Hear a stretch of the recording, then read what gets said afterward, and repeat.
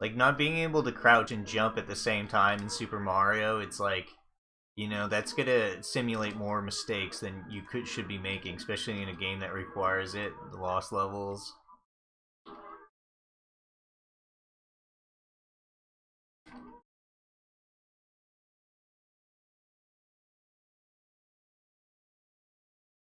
You know what I mean? It's like getting a cut. When you get a cut or a bruise, the healing process starts immediately. And with that healing process comes a bit of like muscle memory, right? Maybe you should protect your elbow next time you fall. Maybe you should, you know what I mean? Like um, there's like a strength that's grown with every cut and bruise you get when it heals. But it's supposed that strength that's gained from the healing process is supposed to lead you down the path of less cuts, less bruises. You know what I mean? Even if you get bumped in the same spot. But like when you use like bad controls and stuff like that, it's like it's simulating cuts you're not supposed to be having, and it's correcting mistakes that aren't supposed to exist and don't exist in a real world setting. You know what I mean? Like if you're adjusting for online lag or input delay, in your screen, or bad controls where certain buttons can't be pressed at the same time, you know, that's gonna lead you down a path of how you're gonna adjust your skills as a gamer to to be bloated with bullshit that's no good, right? You're gonna have these um healed muscle memories to protect you from things that don't even exist in a real world setting. Only in your bubble does the ape do you use 8bitdo. And if you ever want it to become a speedrunner, you will never ever succeed because you're too busy getting bumped and scratched by the fucking fallings of using bad controls. It's the same thing with a lot of things, like you're just gonna come across problems that no one else has. It really is a big disadvantage. Now we're talking about gaming, and it doesn't actually matter to because who cares if you're bad at the video game? You never get good. Or even if you learn to succeed using bad controls, you can't turn sticky keys off on your keyboard. You know what I mean? It still sucks, and it does have a long term effect on you.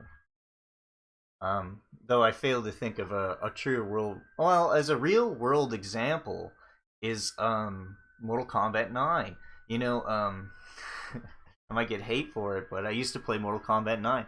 And one thing, other than the horrible, horrible online lag, even bigger problem than that was the player one advantage. So player one had a way easier time anti-airing player two, and player two had a bitch of a time trying to anti-air player one. And people didn't realize this was a thing for a long time in the life of the game. And even to this day, people are still in great denial of how bad anti-airs were in that game because it was player one based, and it really was, and that's provable.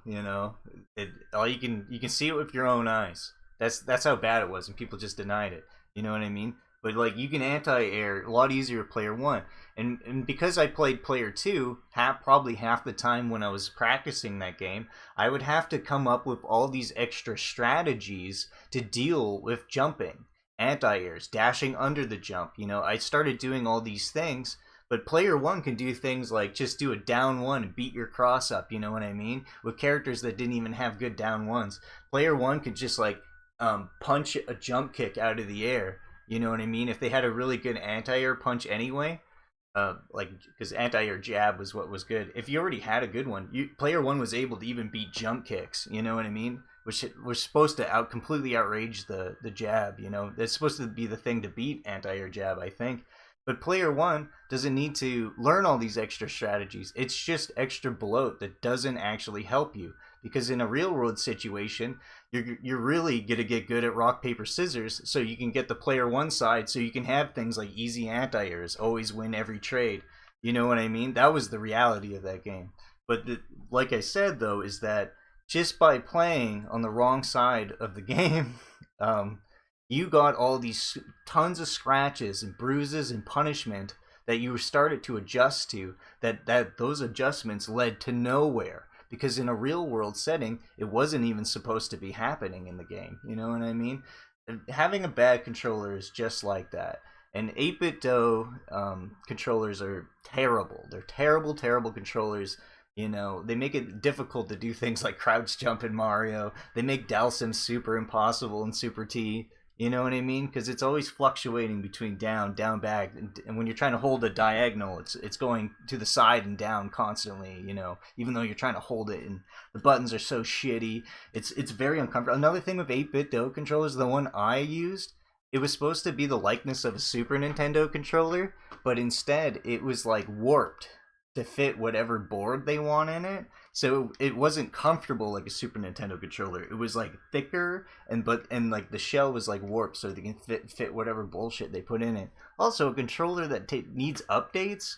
What? What good is a controller that needs updates? What good is a controller with bad controls? That's a piece of garbage, man. A car that doesn't drive is no good, right? You know, plane that doesn't fly is a piece of garbage, you know? You know? Chocolate bar you can't eat is a piece of garbage, right? Like I don't really get that. You know, I feel like when it comes to like the retro cool nowadays in gaming, you know, people are always being drawn to the wrong path constantly of how to do it. Instead of getting like into the hobby, they're like, here's the prepackaged buy. This will get you into the hobby. Just buy this thing, you know, and it'll make you look like a Zelda shirt. But you know, it's like I don't know, dude.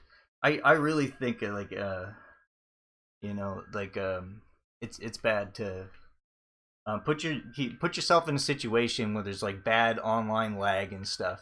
You know, we were talking about Diego. You know, Diego was so fucking stubborn to get Fightcade, right? He fought against it for over a year to get Fightcade because he was constantly, constantly crying about online lag, input reads, and all this shit, input delay. Well, he wasn't complaining about input delay, but he was.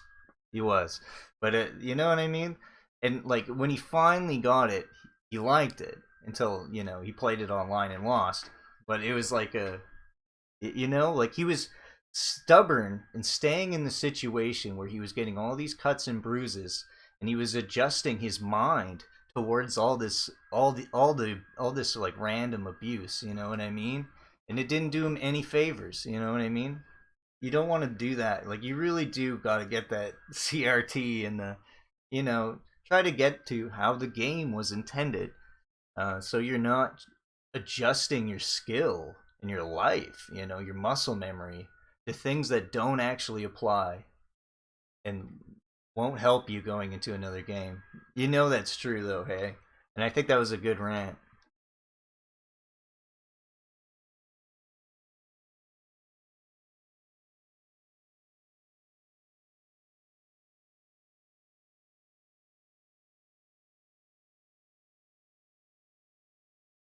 And I'll probably make it again, to be honest, because that's just totally the truth, right? Like it's just like you know why would you like when you're playing with bad controls? It's just you're making you're it's simulating mistakes you didn't make.